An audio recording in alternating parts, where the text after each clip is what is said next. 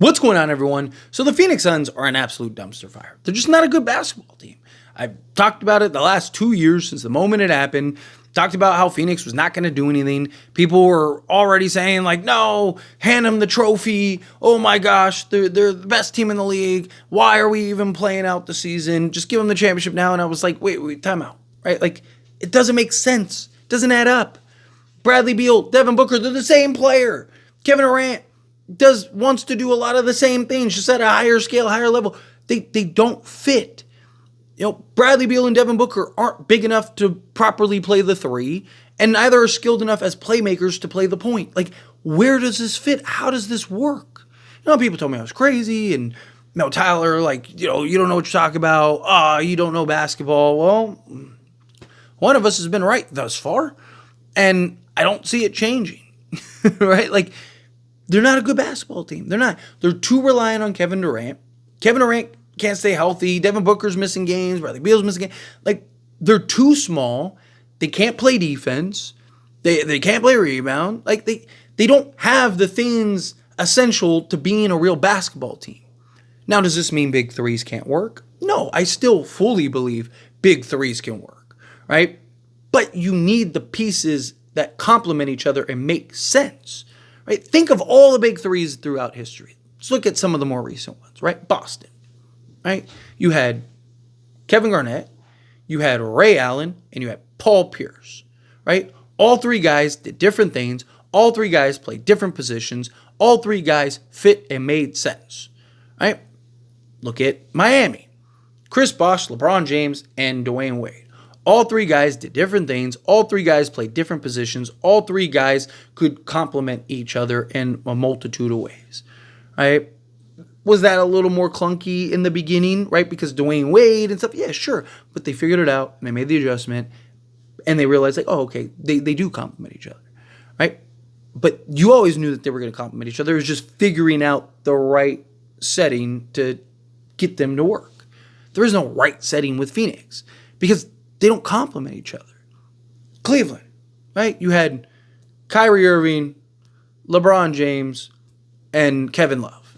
All three guys play different positions, do different things, right? Complement each other.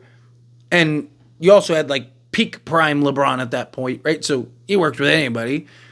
And then even like Golden State and stuff like that with like Draymond and Clay and Steph and KD, right? Like they all complement, they all did different things. They were all unselfish, right? Like the Phoenix Suns aren't that. Phoenix Suns, big three, just they don't add up. They don't make sense. It doesn't fit. You know, it's like trying to fit a triangle into a circle, right? It's just, you know it's not going to fit. You know it's not going to work. And they need to figure it out. I mean, right now, at the time of recording this video, right, Phoenix is not even a play-in team. Not even a play-in team. They are literally not a play-in team without Kevin Durant. Kevin Durant on-off numbers are just insane. They are like one of the worst teams in the league when Kevin Durant is on the basketball court, right? And even with Kevin Durant, they haven't been good recently. They're on a 3-game skid.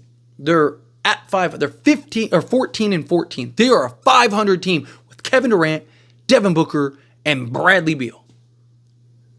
They can't beat anybody.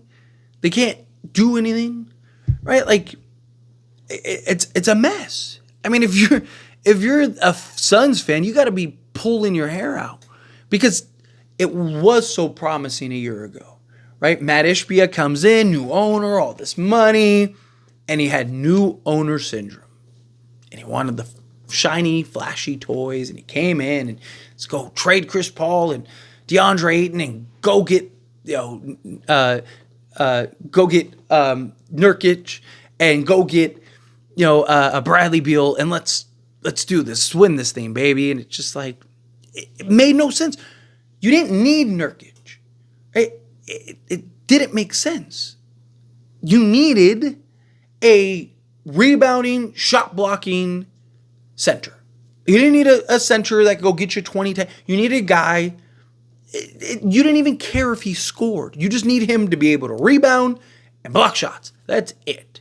Right? Like, that's what you needed at the center spot. A Robert Williams, if healthy. Fortunately, it's just like, can he stay healthy, right? Like, but something like that, right? A guy that could just grab a bunch of rebounds. I mean, even like a Clint Capella would probably be better right now because he's still one of the better offensive rebounders. Right? He still blocked the occasional shot.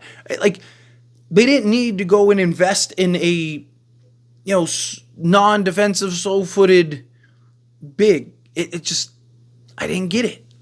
And then Chris Paul is probably the best piece to keep. I understand the financials and all. Like, okay, if you were going to do that, again, you should have gotten an athletic 3-and-D style guard that doesn't need the ball. Like a Bruce Brown would have been perfect.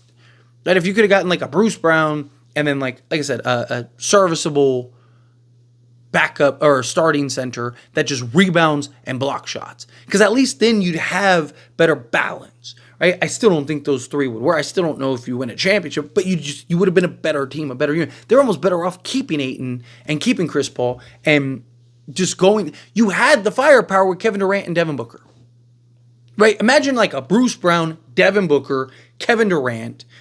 Go get a legit 3-and-D 4, somebody that could slot in and, just hit the open shot and play defense.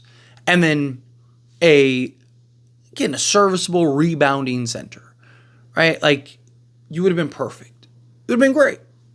But you had to go get that shiny toy. You needed to go get the Bradley Beal to add to Kevin Durant and Devin Booker. And now you're stuck, right? Because the only way out is to trade Devin Booker, right? Or Kevin Durant. But Kevin Durant's your best player. So probably makes the most sense to trade Devin Booker and pray that you can get enough pieces and Bradley Beal and Kevin Durant can stay healthy and the two of them combined, because they would give you the firepower, but can they stay healthy? And your hope is that they can stay healthy and provide the firepower and you slot in the pieces around, right? It's your only hope. Because outside of that, you're not winning anything, right? Could they... Look, if you're Phoenix, you're doing everything in your power to try to convince Miami to take Bradley Beal for Jimmy Butler.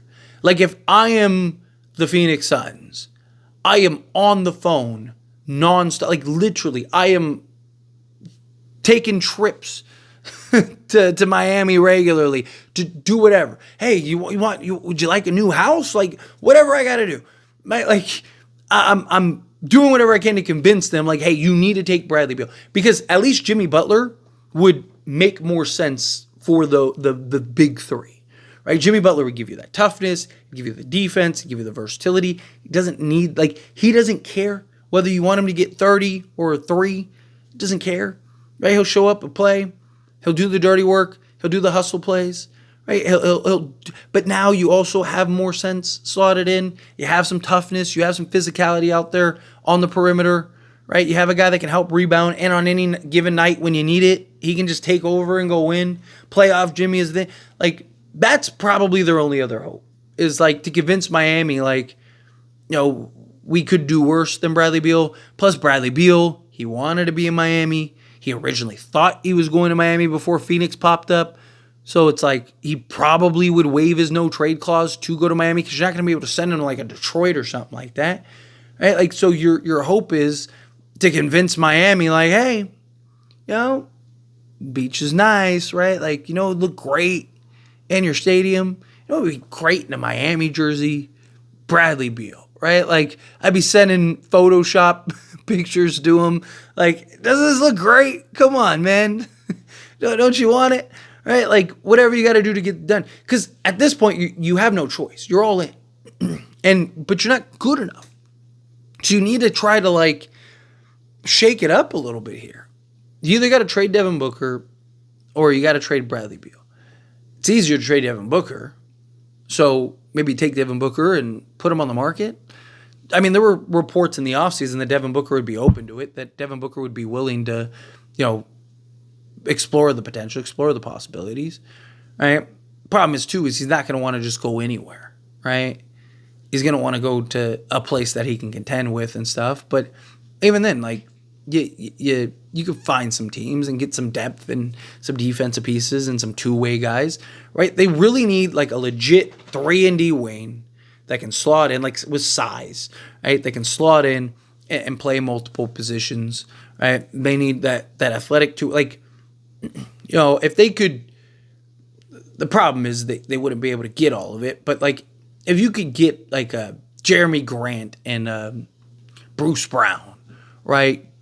Or Cam Johnson would be perfect. Like a Day'Ron Sharp and like Cam Johnson would be just beautiful, right? Because get you a rebounding, shot blocking big man and a legit 3-and-D wing that could just play off ball, doesn't need the ball in his hands, and just go get you buckets, right? Like they need to figure it out, but they are sinking fast. But anyway, as always, this is a discussion, and I pass a question on you. Let me know your thoughts and opinions down in the comments below. What do you think? How do you feel? What are your thoughts? Do you agree with me? Do you disagree with me? Kind of mixed in the middle? However you feel, whatever your thoughts are. I'd love to hear it, so let me know down in the comments below. That being said, if you don't like this video, hit that like button. Helps me a lot, so we enjoy these types of videos, and I truly appreciate it. If you're not subscribed to the channel, hit that subscribe button. Turn on the bell notifications. Appreciate y'all. See you in the next one. Thank you.